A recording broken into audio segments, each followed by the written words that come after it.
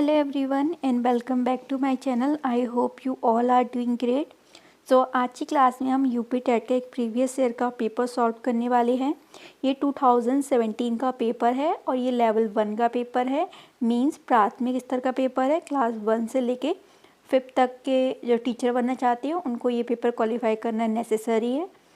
और इसमें first portion में CDP यानी कि बाल विकास एवं शिक्षण विधि के जो 30 क्वेश्चंस पूछे आते हैं उन्हें हम अच्छे से सॉल्व करने वाले हैं, ठीक है, और अच्छे से एक्सप्लेनेशन भी देखेंगे। सो चलिए अपनी आज की क्लास को स्टार्ट करते हैं। हमारा फर्स्ट क्वेश्चन है कि निम्नलिखित में से अधिगम के पठार का कारण नहीं है। देखिए, जब बच्चा लर्निंग करना स्टार्ट करता है तो ऐसा होता है टाइम के संग वो ऊपर जाता है, चलता चला जाता है, चलता चला जाता है, चलता चला, लेकिन एक टाइम ऐसा आता है ना तो वो उसकी अधिगम नीचे जाता है ना ही ऊपर उठ पाता है और वो सीधे चलता चला जाता है। तो इसे ही हम क्या कहते हैं, अधिगम में पठार की स्थिति को कहते हैं। एकदम सीधी रेखा बनती है ये। तो ये किस किस के कारण हो सकता है, जैसे कि बच्चे में बहुत ज़्यादा थकान हो जाती है या उसे सही वे नहीं मिल पाता है या फिर ज्ञान की सीमा जाती है, तो इन सब कारणों से अधिगम में पठार आता है।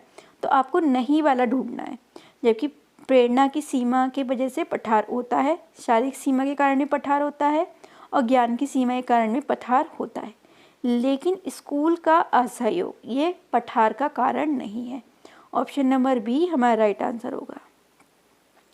अधिगम जो है वो अनुभव एवं प्रशिक्षण के परिणाम स्वरूप व्यवहार में परिवर्तन है। देखिए, NCERT में भी यही वाली डेफिनेशन दी गई है कि जो अधिगम होता है वो क्या होता है, अनुभव और प्रशिक्षण के परिणाम स्वरूप व्यवहार में कैसा अपेक्षाकृत स्थायी परिवर्तन है। तो ये जो डेफिनेशन है वो किसने दी थी, ये गेट्स व अन्य के द्वारा दी गई है। ये बहुत ही ऑथेंटिक डेफिनेशन है। किसके बारे में, अधिगम मीन्स लर्निंग के बारे में। स्टैनफोर्ड बिने परीक्षण मापन करता है। तो स्टैनफोर्ड बिने जो परीक्षण है वो किसका मापन करता है, ये हमारी बुद्धि का मापन करता है, ठीक है। तो इसका राइट आंसर होगा ऑप्शन नंबर सी, बुद्धि का मापन, ठीक है।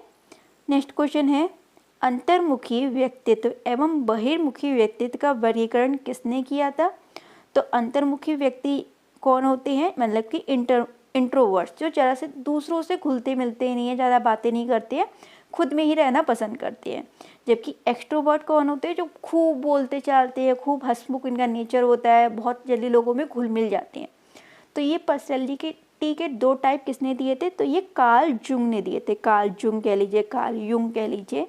तो ऑप्शन नंबर बी इसका राइट आंसर होगा। बच्चों के सामाजिक विकास को प्रभावित करने वाला कारक है। तो कौन सा कारक है जो बच्चों के किसके सामाजिक विकास को प्रभावित करता है, आर्थिक तत्व, सामाजिक परिवेशीय तत्व, शारीरिक तत्व या फिर वंशानुगत तत्व। तो सामाजिक विकास को प्रभावित करने को पूछ रहा है ना, तो सामाजिक परिवेशीय तत्व मतलब बच्चे के आसपास समाज का परिवेश कैसा है वो उसको सबसे ज़्यादा प्रभावित करेगा उसके सामाजिक विकास में। तो ऑप्शन नंबर बी इसका राइट आंसर हो जाएगा। जबकि जो शारीरिक तत्व है वो उसके शारीरिक विकास को ज़्यादा प्रभावित करेंगे।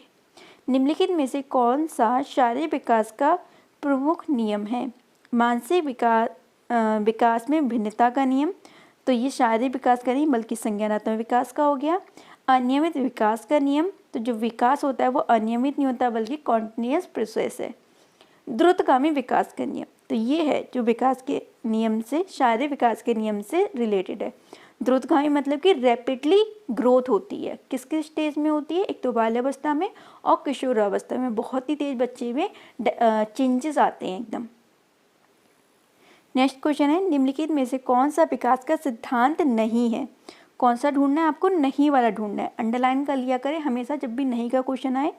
अनुकूलित प्रत्यावर्तन का सिद्धांत, तो ये तो हमने कोई सिद्धांत पढ़ा नहीं है लेकिन फिर भी अभी हम आगे देख लेते हैं। निरंतर विकास का सिद्धांत होता है, परस्पर संबंध का सिद्धांत भी होता है और समान प्रतिमान का सिद्धांत भी होता है।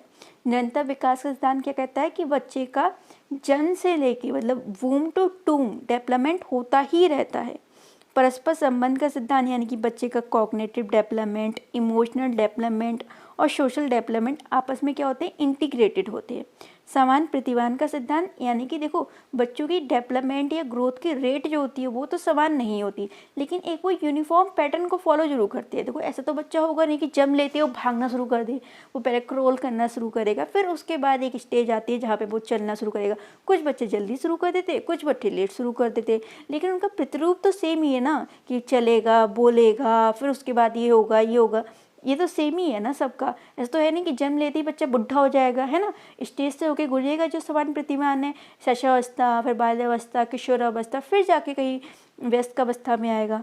तो कौन सा नहीं है, ऑप्शन नंबर ए ही इसका राइट आंसर था, ये कोई सिद्धांत नहीं है।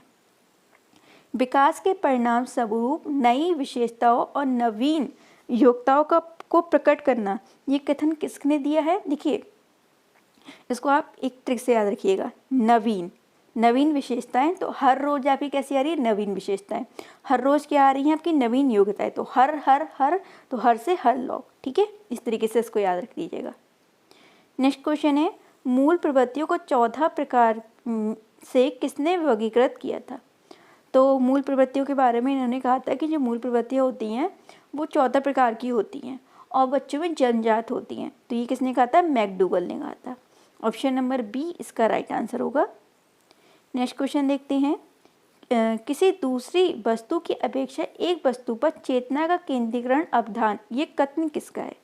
देखिए इसकी ट्रिक बताती हूँ कि आप दूसरी वस्तु पे नहीं, केवल एक ही वस्तु पे अपनी चेतना को केंद्रित रख रहे हैं। तो आप कभी जिम गए होंगे तो आपने वहाँ पे डंबल वगैरह उठाएंगे होंगे, तो आप जब डंबल उठाते हैं तो क्या आप कोई दूसरी चीज़ उठा पाएंगे? आपके दोनों हाथों में डंबल है, तो आपका पूरा ध्यान किस पे होता है? डंबल पे ही होता है। इवन अगर आप ज़्यादा भारी डंबल उठा लेंगे फिर उसके बाद तो आपको कोई एक्सरसाइज करने का मन ही नहीं करता। तो एक ही चीज़ पे आपने अपना ध्यान रखा ना, तो इनका नाम क्या है? डंबल।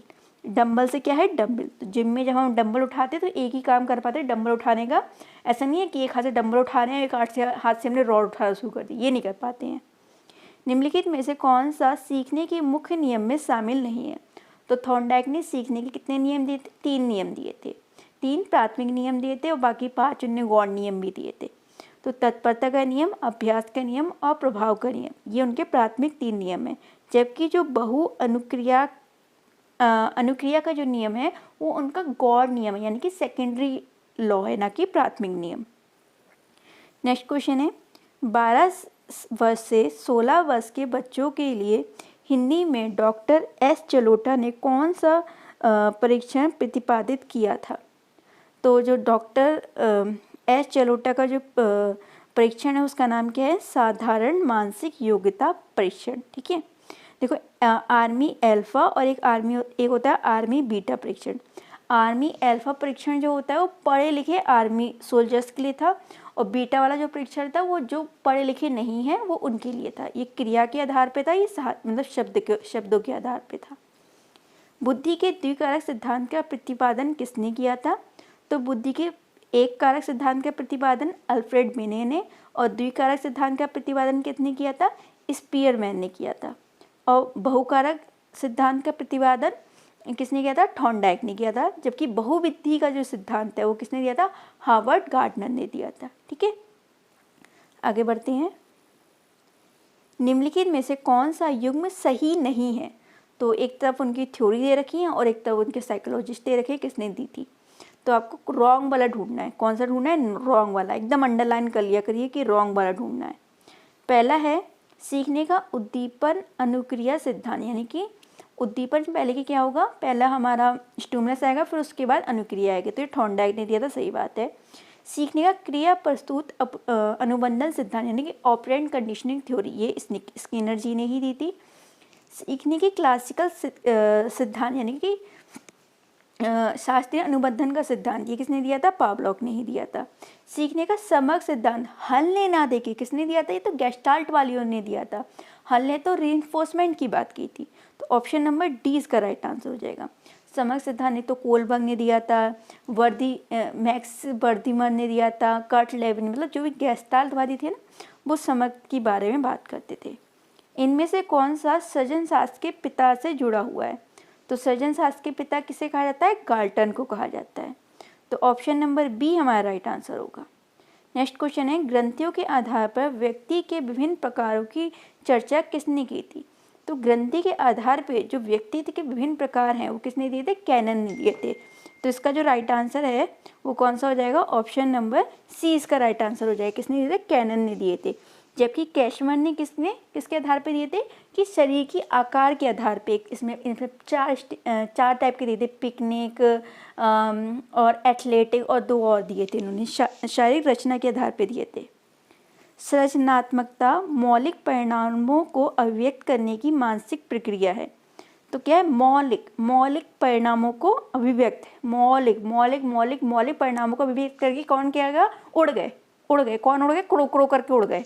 तो उसका जो राइट आंसर है वो कौन सा है? Option number D. जब हम अपने मौलिक, जैसे सपोज डैट मुझे कोई एक नया एकदम आइडिया आया तो मैं हवा में उड़ने नहीं लगूंगी, भैया मेरा ही आइडिया है तो मैं क्या करने? हवा में उड़ने लगी जब मैंने मौलिक परिणामों की अभिव्यक्ति की। तो इसका राइट आंसर है ऑप्शन नंबर डी। विद्रोह की भावना की प्रवृत्ति निम्न में से किस अवस्था से संबंधित है? तो इस एज में जो बच्चा होता है वो क्या करता है? अपने पेरेंट्स को एकदम विरोधी समझ लेता है, अपने दुश्मन समझ लेता है, जबकि फ्रेंड से वो बहुत ज़्यादा मिलजुल के रहता है। इस टाइम पे उसका जो इमोशनल और इवन जो फिजिकल डेवलपमेंट होता है वो बहुत ज़्यादा रैपिडली होता है और वो इमोशनली रूप से उस टाइम पे परिपक्व नहीं होता है। तो ये किस अवस्था की विशेषता है? तो ये पूर्व किशोर अवस्था की, किसकी?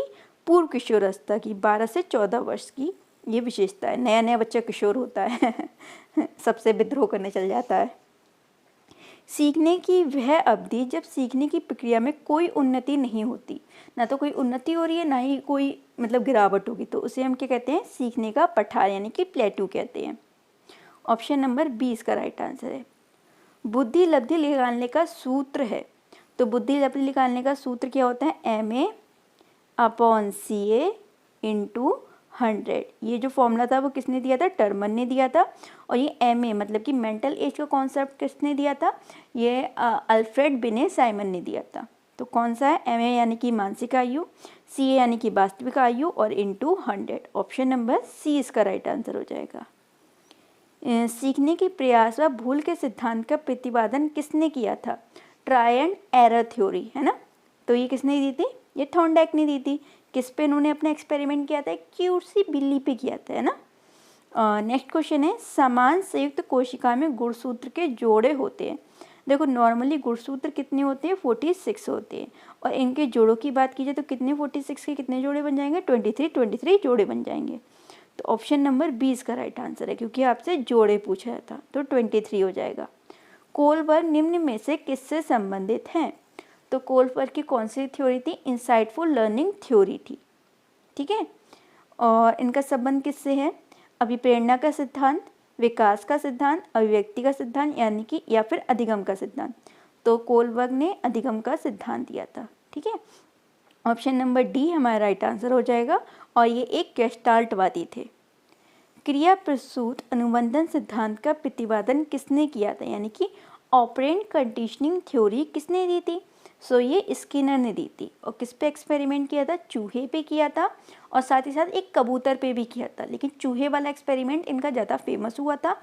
इस थ्योरी को हम रेस्पॉन्स स्टिमुलस थ्योरी के नेम से भी जानते हैं, क्योंकि जो चूहा होता है वो पहले रेस्पॉन्स करता है, देन उसके बाद उसका फूड मिलता है यानी कि स्टिमुलस मिलता है। और इसमें इन्होंने शेपिंग का भी कॉन्सेप्ट दिया था।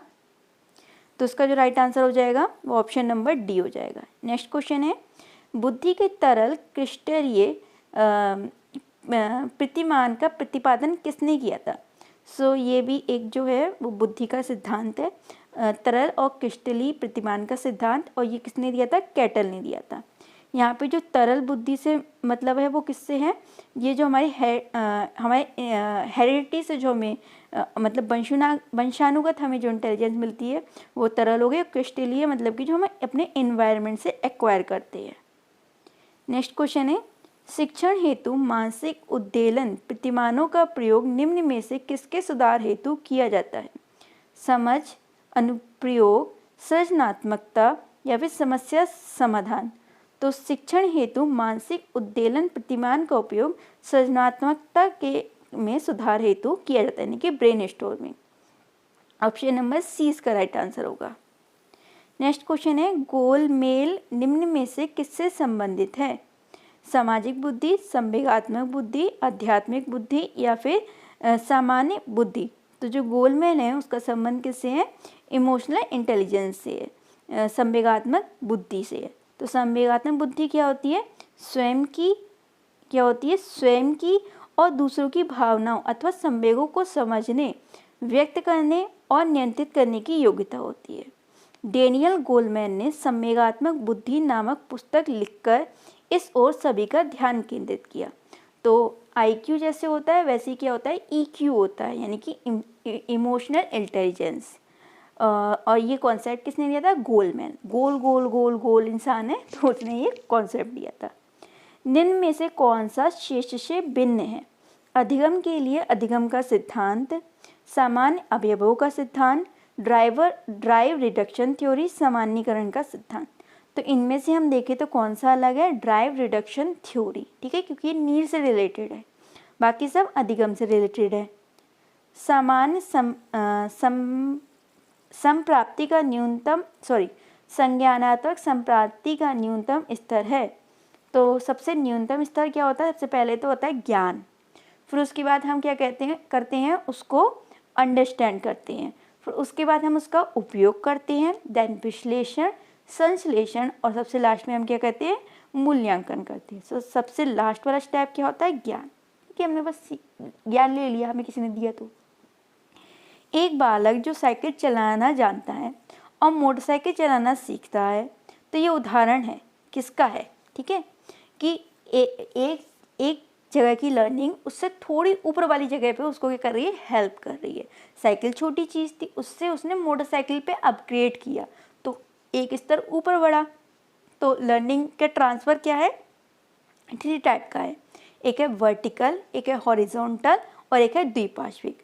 ठीक है, वर्टिकल को हम क्या कहते हैं? वर्टिकल को ही हम क्षैतिज अधिगम स्थानांतरण कहते हैं, यानी कि एक ही स्तर पे की गई लर्निंग, मतलब एक जगह आपने लर्निंग की, उसी स्तर पे आपको दूसरी जगह फ़ायदा करती है। और वर्टिकल क्या होती है? यानी कि ऊर्ध्वाधर अधिगम क्या होता है? कि एक लेवल पे लर्निंग की लेकिन अपर लेवल पे वो आपको फ़ायदा करे। जैसे कि साइकिल चलाना एक छोटी चीज़ थी, आपने अपग्रेड किया ना, आपने लेवल बढ़ाया मोटरसाइकिल पे, लेकिन बैलेंसिंग आपको फिर भी फ़ायदा कर रही है। तो यहाँ पे ऊर्ध्वाधर अधिगम अंतरण इसका राइट आंसर है। और द्विपार्श्विक अधिगम अंतरण क्या होता है? कि सपोज दैट आपने राइट हैंड से लिखना सीखा, आपने लेफ्ट हैंड से तो कभी लिखने की प्रैक्टिस नहीं की, लेकिन बाय द चांस अगर आपको लेफ्ट हैंड से लिखना पड़ जाएगा तो आप लिख लेंगे, भले आपकी राइटिंग गंदी है, कभी आपने प्रैक्टिस नहीं की, लेकिन फिर भी आप लिख सकते हैं। मतलब एक अंग की लर्निंग अपने आप दूसरे अंग में क्या हो गई? स्थानांतरित हो गई। तो उसे ही हम क्या कहते हैं? द्विपार्श्विक अधिगम स्थानांतरण कहते हैं। सो यहाँ पे हमारे CDP के जो 30 क्वेश्चंस थे वो कंप्लीट हो गए हैं। आई होप आपको अच्छे से समझ में भी आए होंगे। आपके 30 आउट ऑफ कितने मार्क्स आए मुझे कमेंट करके ज़रूर बताइएगा। Bye and have a good day.